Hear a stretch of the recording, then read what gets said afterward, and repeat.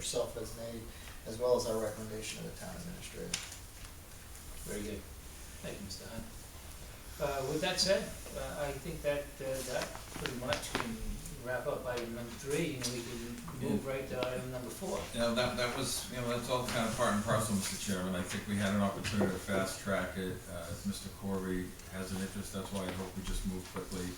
There's no one in this candidate packet that really comes anywhere near him, certainly no one that would topple his candidacy, so, Well, the options for fast tracking, I would offer that there's no need to have interviews, so we can eliminate the interview process. I'd like to go in executive session and talk about some contract options for Mr. Corvi, and if that meets with the pleasure of the board, and we've got here that we reconvene an open session and see what we can put together. So, other than eliminating the interviews because of the qualifications, anything else for fast track? I would hold and see, I would certainly just hold the rest in abeyance, I guess, for now, and see what we can do with Mr. Corvi, but at this point, I wouldn't schedule any interviews. I would certainly wait and make a formal offer to Mr. Corvi, which would certainly, we have to send out letters that are, this one's easy, it's the truth, that we had the opportunity to work with a previous employee, and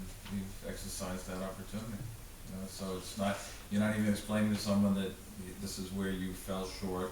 A lot of people want to call and get some tips for other job searches. We really just quite candidly say, listen, we reviewed them, but no one came close to a previous employee's skill set, experience, and style, and productivity, so we made an offer to the former superintendent. And it's indisputable about qualifications, so fast track and no interviews. We all agree, no interviews. Mr. Chairman, I just want to make it clear that, I don't want to speak to the board of selectmen, but I think that both of you gentlemen will agree, this is not something that happens very often. This is a unique set of circumstances. You don't often have an awesome employee leave and then want to come back. I mean, it's not something that we see often. So I don't want people to think that this is precedent setting. We'd like to engage in interviews normally, but based on the situation, based on the opportunity that presented itself, I think that this is in the best interest of our community that we take this approach. I would also add, if there was an extended period between when this candidate left the town from today, it might warrant going back to interviews, but the period has been very short that we're referencing. Only a couple of months. I mean, we're talking months. Right, yeah. So we're all in agreement that no interviews are necessary. That's the fast tracking selection. Very good. So we can move right to item number 5. Item number 5, there is a need for executive session pursuant to Massachusetts General Law, Chapter 30A, Section 21A, subsection 2. So I would entertain a motion to enter executive session for that purpose, gentlemen. So moved. Second.